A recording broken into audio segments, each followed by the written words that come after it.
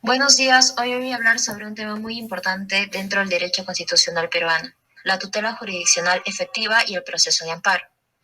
Aunque los nombres suenen un poco complejos, en realidad están muy relacionados con algo básico, la protección de nuestros derechos. Imaginemos por un momento que una persona siente que uno de sus derechos ha sido vulnerado. Por ejemplo, que una autoridad actúe de manera injusta o que se limite un derecho fundamental. Frente a eso surge una pregunta importante. ¿Qué puede hacer esa persona para defenderse? Aquí aparece la llamada tutela jurisdiccional efectiva. La tutela jurisdiccional efectiva es un derecho fundamental que garantiza que todas las personas puedan acceder a la justicia, recibir una decisión justa y además que esa decisión se cumpla en la realidad, porque no serviría de mucho tener una sentencia favorable si al final nadie la ejecuta. Ahora bien, muchas veces este derecho se confunde con el debido proceso, pero el Tribunal Constitucional explica que no son exactamente lo mismo, ya que la tutela jurisdiccional efectiva se enfoca en el acceso a la justicia y en la ejecución de las decisiones judiciales. Mientras tanto, el debido proceso se relaciona con todas las garantías que existen dentro del juicio. Por ejemplo, el derecho de defensa, el derecho a presentar pruebas o el derecho a ser escuchado por un juez imparcial. Entonces, podríamos decir que ambos derechos se complementan para garantizar una justicia adecuada. Dentro de este contexto aparece el proceso de amparo, el cual es un mecanismo constitucional creado para proteger derechos fundamentales cuando estos son vulnerados por autoridades o incluso por particulares. Y algo importante es que el amparo no funciona como un proceso común y largo. Al contrario, busca ser una vía rápida y eficaz para restablecer los derechos afectados lo más pronto posible. Sin embargo, el Tribunal Constitucional también ha señalado algo muy importante. Fue creado para corregir simples errores legales, ni para cuestionar cualquier decisión judicial. Solo debe utilizarse cuando existe una vulneración constitucional realmente grave. Ahora bien, el proceso de amparo se basa en tres principios fundamentales. El primer principio es la sumariedad. ¿Y qué significa esto? Que el proceso debe ser rápido y sencillo, precisamente porque busca brindar una protección inmediata a los derechos fundamentales. El segundo principio es la subsidiariedad. Esto quiere decir que el amparo solo procede cuando no existe otra vía igual de eficaz para proteger el derecho afectado. Es decir, no puede utilizarse como la primera opción para todo. Y el tercer principio es la excepcionalidad. En otras palabras, el amparo debe utilizarse únicamente en casos realmente importantes y excepcionales, para evitar que pierda su verdadera finalidad. Otro tema relevante es el rechazo liminar y los filtros de admisibilidad. Algunos especialistas consideran que el juez debería poder rechazar desde el inicio aquellas demandas que sean claramente improcedentes. ¿Pero con qué finalidad? Esto es con evitar una sobrecarga innecesaria en el sistema judicial, pero al mismo tiempo esa decisión debe estar muy bien fundamentada, porque si no podría afectar el acceso a la justicia constitucional.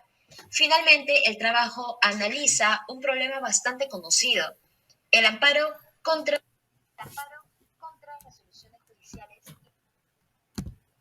judiciales y el fenómeno llamado cuarta instancia.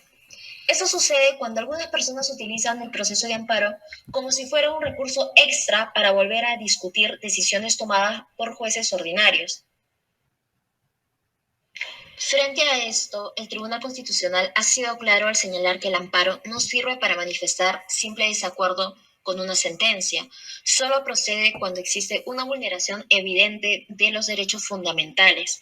Para concluir, podemos decir que el proceso de amparo es una herramienta fundamental para proteger los derechos de las personas y garantizar el respeto a la Constitución.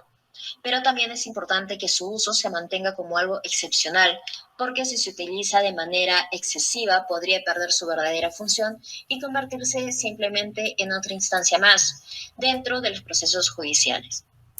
Hola, hoy explicaré brevemente la evolución del proceso de amparo en el Perú y su importancia en la protección de los derechos fundamentales.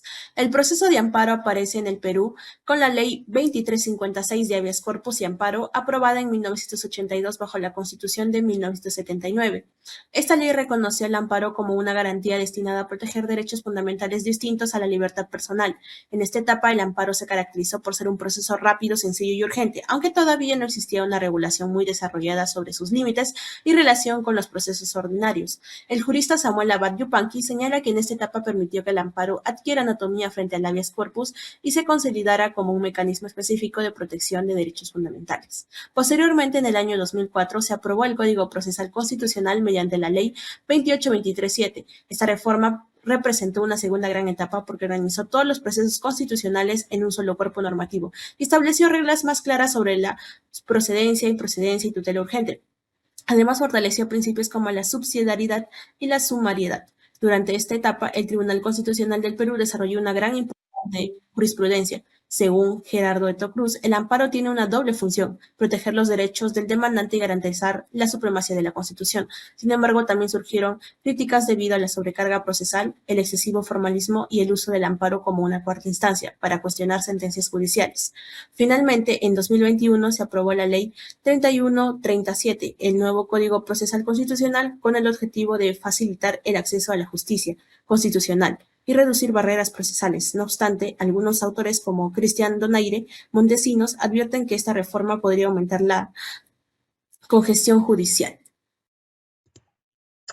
Yo les hablaré sobre el nuevo Código Procesal Constitucional en el Perú, regulado por la Ley 31.307, y específicamente sobre cómo se desarrolla el proceso de amparo. Finalidad principal es proteger los derechos fundamentales y garantizar la supremacía de la Constitución. Dentro de este sistema, el proceso de amparo funciona como un mecanismo de defensa frente a amenazas o vulneraciones de derechos constitucionales. Respecto a su estructura, el proceso de amparo mantiene etapas básicas: presentación de la demanda, admisión, contestación, audiencia, sentencia y apelación. Sin embargo, el nuevo código enfatiza principios como la celeridad, la oralidad, el impulso de oficio, buscando que los procesos sean más rápidos y eficaces. En cuanto a la procedencia del amparo, este sigue aplicándose cuando existe una amenaza o violación de derechos fundamentales. No obstante, el Código también establece causales de impotencia de la cosa juzgada, la falta de relevancia constitucional o la existencia de otra vía igualmente satisfactoria. Uno de los cambios más debatidos fue la prohibición del rechazo liminar. Inicialmente, los jueces no podían rechazar una demanda de amparo al inicio del proceso, incluso si pareciera infundada. Esto buscaba facilitar el acceso a la justicia constitucional, pero también generó una sobrecarga de procesos. Por ello que posteriormente con la ley 32.153 se reintrodujo el rechazo liminar de manera excepcional solo para casos imposibles jurídica o materialmente. Otro aspecto importante es el amparo contra resoluciones judiciales. El nuevo código mantiene la posibilidad de cuestionar decisiones judiciales que vulneran derechos fundamentales, aunque reorganiza la competencia de órganos encargados de resolver estos casos. Finalmente, el código refuerza principios procesales como la celeridad, el informalismo, el impulso de oficio. Sin embargo, diversos autores señalan que estos principios solo serán efectivos si existen jueces especializados y suficientes recursos para evitar la sobrecarga procesal. En conclusión, el nuevo Código Procesal Constitucional busca ampliar el acceso a la protección de derechos fundamentales mediante un proceso de amparo más garantista y flexible, aunque todavía enfrenta desafíos relacionados con la carga procesal y la eficiencia. Bien, ahora les voy a hablar sobre el rechazo liminar del amparo y acceso a la justicia constitucional. Como primer punto tenemos fundamento teórico del rechazo liminar como mecanismo de filtro. El rechazo liminar de la demanda es una técnica procesal mediante la cual el juez, en una fase inicial de calificación, pues declara improcedente la acción cuando a partir de la sola lectura de la demanda y sus anexos, pues resulta evidente la ausencia de presupuestos procesales o de una lesión constitucional relevante. Como segundo punto, la opción legislativa de la Ley 31.307, restricción del rechazo liminar. Esta ley pues adopta una opción legislativa radical. En el artículo 6, en su versión original, prohíbe que los jueces declaren el rechazo liminar en los procesos de habeas corpus, amparo, habeas data y cumplimiento, de conformidad con los fines de los procesos constitucionales de defensa de derechos fundamentales.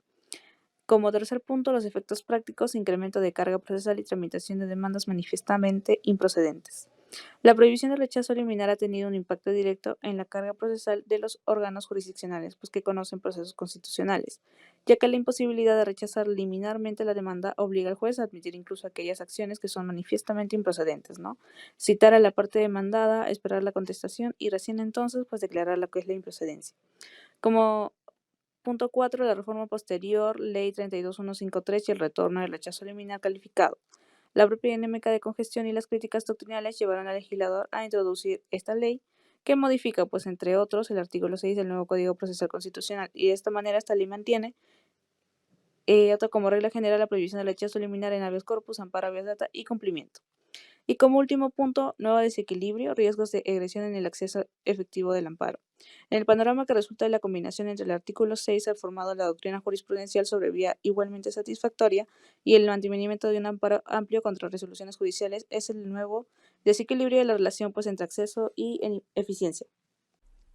Hola a todos, mi nombre es Diana Carolina Mamani Maquera y hoy voy a desarrollar el tema el amparo contra resoluciones judiciales, control constitucional o cuarta instancia. Para comenzar debemos entender que el proceso de amparo es un mecanismo de protección de derechos fundamentales. Normalmente se utiliza cuando una autoridad vulnera derechos constitucionales, sin embargo también puede aplicarse frente a resoluciones judiciales. Esto puede parecer muy extraño al inicio porque uno pensaría que si el juez es quien debe proteger derechos, entonces sus decisiones ya deberían ser correctas, pero en algunos casos una resolución judicial también puede afectar derechos fundamentales. Y es ahí donde aparece el control constitucional. Este fundamento, este control, significa que ninguna autoridad, ni siquiera el Poder Judicial, está por encima de la Constitución. Y por esa razón, cuando una sentencia afecta derechos como el debido proceso, la defensa, la igualdad o la debida motivación, puede ser cuestionada mediante un amparo. Un ejemplo mencionado en este capítulo es el expediente 01084-2022. En este caso, el Tribunal Constitucional declaró fundada una demanda porque una sala judicial aplicó una norma que ya había sido derogada y además dejó de aplicar las reglas vigentes sobre medios probatorios. El tribunal consideró que eso vulneró el derecho al debido proceso y ordenó emitir una nueva decisión. Sin embargo, el amparo contra resoluciones judiciales tiene límites. No cualquier error del juez permite presentar un amparo. El nuevo Código Procesal Constitucional establece que solo procede cuando existe una resolución firme y cuando se han agotado previamente los recursos ordinarios y extraordinarios disponibles. Además, el daño debe tener relevancia constitucional. Esto significa que no basta con decir que el juez interpretó mal una ley o que valoró incorrectamente una prueba. Tiene que existir una afectación seria de un derecho fundamental. Aquí aparece uno de los problemas más importantes del tema, la excepcionalidad. Es teoría. El amparo debía ser una vía extraordinaria, pero en la práctica muchas veces se utiliza para intentar reabrir procesos ya concluidos. Es decir, una persona pierde un juicio ordinario y luego presenta un amparo buscando obtener una nueva revisión del mismo caso. Por eso surge la crítica conocida como la cuarta instancia. Se le llama así porque el amparo empieza a funcionar como una instancia adicional que revisa nuevamente decisiones que ya habían quedado resueltas. Este uso excesivo genera consecuencias importantes. Primero, afecta la seguridad jurídica, porque las personas dejan de tener certeza sobre cuándo una decisión judicial realmente terminó. Segundo, debilita cosa juzgada, que es el principio según el cual una decisión definitiva debe mantenerse estable. Y tercero, puede afectar la autoridad del Poder Judicial, porque el juez constitucional termina revisando asuntos que corresponden a la jurisdicción ordinaria. Y por ello actualmente el reto no es eliminar el amparo contra resoluciones judiciales, sino conservar su carácter excepcional. En conclusión, el amparo contra resoluciones judiciales cumple una función importante dentro del Estado constitucional porque protege derechos frente a decisiones arbitrarias. Sin embargo, su uso excesivo puede convertirlo en una cuarta instancia y afectar la estabilidad del sistema de justicia. Muchas gracias.